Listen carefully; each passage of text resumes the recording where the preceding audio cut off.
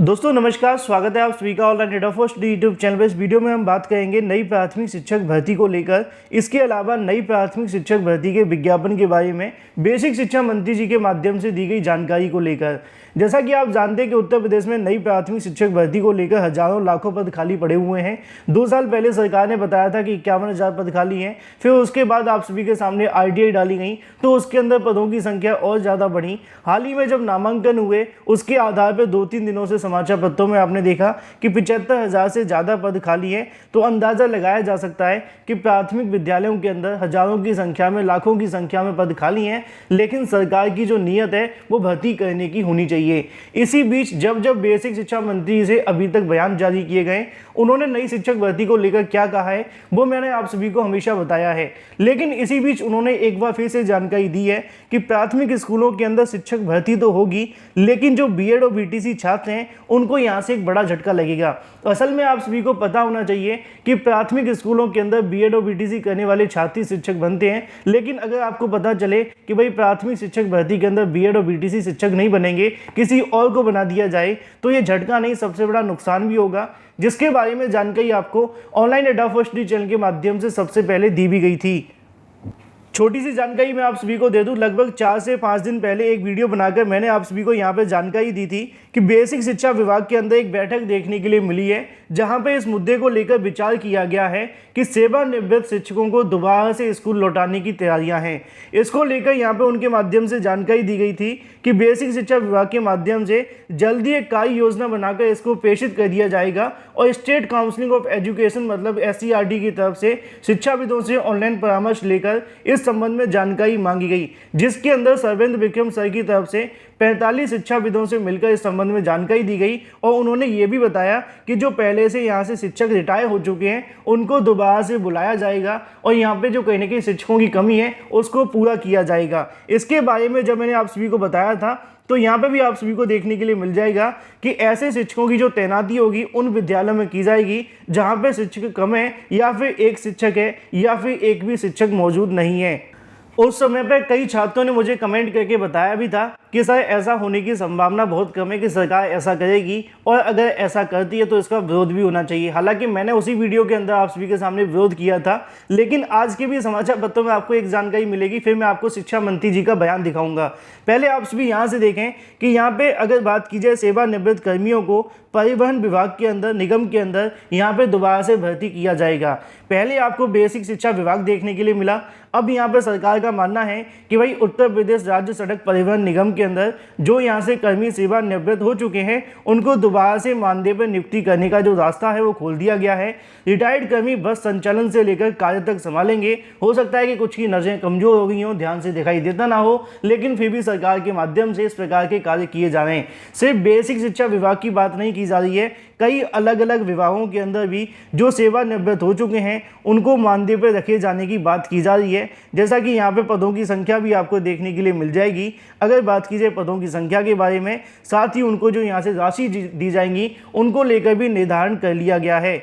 मतलब एक बात तो तय है कि सरकार के माध्यम से जो सेवानिवृत्त हो चुके हैं उनसे कुछ और साल सेवाएं ले जाने का प्रयास किया जा रहा है। लेकिन सवाल यह है कि नई प्राथमिक शिक्षक भर्ती को लेकर सरकार की मंशा क्या है। तो सरकार की मंशा नई प्राथमिक शिक्षक भर्ती को लेकर बिल्कुल स्पष्ट है, जिसको लेकर आप सभी के सामने यहाँ से देखने के लिए मिल जाएगा। NBT मतलब कि नव भारत टाइम्स के माध्यम से बेसिक शिक्षा मंत्री जी से नई प्राथमिक शिक्षक भर्ती के मुद्दे को लेकर जानकारी मांगी गई। तो यहाँ पे उनके माध्यम से क्या बताया जाता है उसके बारे में आपको यहाँ से देखने के लिए मिल जाएगा। उनका कहना है कि रिटायर्ड शिक्षकों को दोबारा तैनाती समेत स्कूलों में नई भर्ती के प्लान पर बोले बेसिक शिक्षा मंत्री संदीप सिंह। जानिए उन्होंने क्या कहा। नीचे लिखा हुआ है कि जो शिक्षक रिटायर हो चुके हैं उनकी पुनः तैनाती के सवाल पर शिक्षा मंत्री ने बताया है कि स्कूलों में हमारे पास पर्याप्त शिक्षक हैं। मतलब पहला तो सवाल उनका यही है कि हमारे पास बड़ी संख्या में शिक्षक मौजूद हैं। दूसरा उनका ये भी कि जल्द ऐसी व्यवस्था बनाई जा रही है जिससे कि शिक्षक और छात्रों का जो अनुपात है वो बराबर बना रहे। अब ये व्यवस्था कौन सी है, बस इसी के अंदर सारा खेल छुपा हुआ है। ये व्यवस्था ये है कि पुराने शिक्षकों की यहाँ पे नियुक्ति कर दी जाए, जिससे कि छात्र शिक्षक अनुपात जो गड़बड़ है उसको बराबर कर दिया जाए। लेकिन इसी के साथ उन्होंने इस बात को भी स्पष्ट किया कि शिक्षक भर्ती को लेकर मंत्री जी के माध्यम से बताया गया कि अभी सरकार के पास में इसका कोई प्लान नहीं है, लेकिन पुरानी शिक्षक भर्तियों का निस्तारण सरकार के माध्यम से जल्द पूरा किया जाएगा। ये दोनों बातें आप सभी के लिए काफ़ी ज़्यादा महत्वपूर्ण है कि शिक्षा मंत्री खुद आकर ये कहते हैं कि सरकार के पास में नई शिक्षक भर्ती के लिए कोई प्लान नहीं है, लेकिन ऐसी व्यवस्था बनाई जा रही है। और ये व्यवस्था क्या है वो आप सभी को मैंने पहले भी बताई है कि परिवहन निगम के अंदर किया जा रहा है, बेसिक शिक्षा विभाग के अंदर किया जा रहा है। तो आगामी समय के अंदर जो शिक्षक रिटायर हो चुके हैं उनको यहाँ पे नियुक्ति देने को लेकर सरकार की तरफ से मंशा बनाई जा रही है। अगर सरकार इस मंशा के अंदर सफल हो जाती है तो नई प्राथमिक शिक्षक भर्ती वाले छात्रों के लिए बड़ी मुश्किलें बढ़ेंगी, क्योंकि अगर उनको 1 साल के लिए भी रखा गया तो नई शिक्षक भर्ती का विज्ञापन कब जारी होगा, ये एक बहुत बड़ा सवाल है।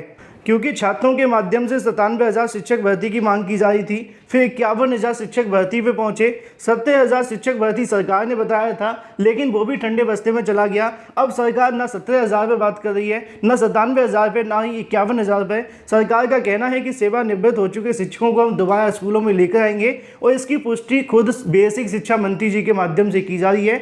उनका कहना है कि दोबारा से तैनाती को लेकर हमारे पास पर्याप्त शिक्षक मौजूद हैं और ऐसी व्यवस्था बनाई जाएगी जिसके अंदर छात्र और शिक्षकों के अनुपात को बराबर बना दिया जाए। लेकिन शिक्षक भर्ती के मुद्दे पर सरकार का स्टैंड क्लियर है कि अभी कोई प्लान नहीं है। बाकी अब आप ही कमेंट करके बताएं कि इस मुद्दे को लेकर क्या छात्रों की तरफ से विरोध नहीं करना चाहिए। अगर समय से इसका विरोध नहीं हुआ, एक बार नियुक्तियां करा दी गई तो और भी ज़्यादा दिक्कतों का सामना करना होगा, क्योंकि सरकार तो अनुदेशक, शिक्षा मित्र सबको काउंटिंग करके बता देती है कि हमारा अनुपात पूरे तरीके से बराबर हो गया है।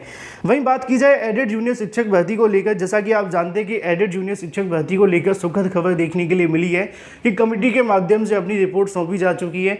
वैसे उम्मीद कम थी, लेकिन बहुत जल्द हुआ, अच्छा हुआ। अब जानकारी देखने के लिए मिल रही है कि एडेड जूनियर शिक्षक भर्ती के बारे में सचिव परीक्षा नियामक प्राधिकारी के माध्यम से भेजी गई रिपोर्ट का जो अध्ययन है वो किया जाएगा।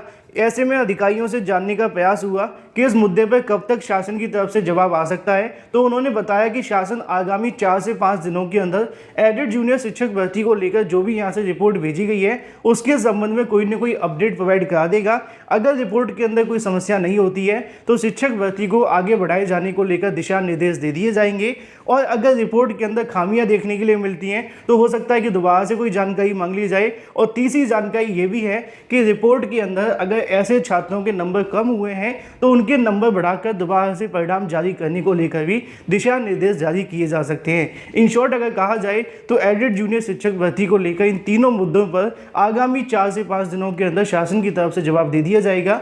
पीएनपी सचिव का कहना है कि अगर जवाब नहीं आता है तो उनके माध्यम से एक बार फिर से रिमाइंडर भेजकर जानकारी मांगी जाएगी। लेकिन इसी बीच बहुत सारे छात्रों के मन में एक सवाल ये भी था कि एडेड जूनियर शिक्षक भर्ती के अंदर क्या सबके नंबर बढ़ेंगे, क्योंकि सुबह भी अभ्यर्थी ने पूछा कि सर हमारे भी नंबर कम हुए थे लेकिन हमने प्रत्यावेदन नहीं दिए थे। तो यहाँ पे पीएनपी के माध्यम से जिन मुद्दों को लेकर विचार किया गया है वो सिर्फ उन मुद्दों पर किया गया है जिन छात्रों की तरफ से प्रत्यावेदन दिया गया था या फिर याचिका हाईकोर्ट के अंदर दाखिल की गई थी। उम्मीदें बहुत कम है कि किसी दूसरे अभ्यर्थी की ओएमआर को यहाँ से खोला जाएगा, क्योंकि 3 लाख से ज़्यादा अभ्यर्थी ने परीक्षा को दिया था। तो पीएनपी के माध्यम से सारी की सारी 3 लाख ओएमआर को यहाँ से चेक नहीं किया जाएगा। सिर्फ जिन जिन छात्रों की तरफ से प्रत्यावेदन दिए गए हैं, चाहे उनकी संख्या 100 हो या फिर 150 या फिर 200 या फिर 1000, इससे ज़्यादा छात्रों को यहाँ से मौका नहीं मिलेगा। इन शॉर्ट अगर कहा जाए नंबर सिर्फ उन्हीं छात्रों के बढ़ेंगे जिन्होंने प्रत्यावेदन दिया था या फिर हाईकोर्ट के अंदर याचिका दाखिल की थी। वीडियो को लाइक कर दें, साथ ही शेयर कर दें और चैनल को सब्सक्राइब करना बिल्कुल ना भूलें।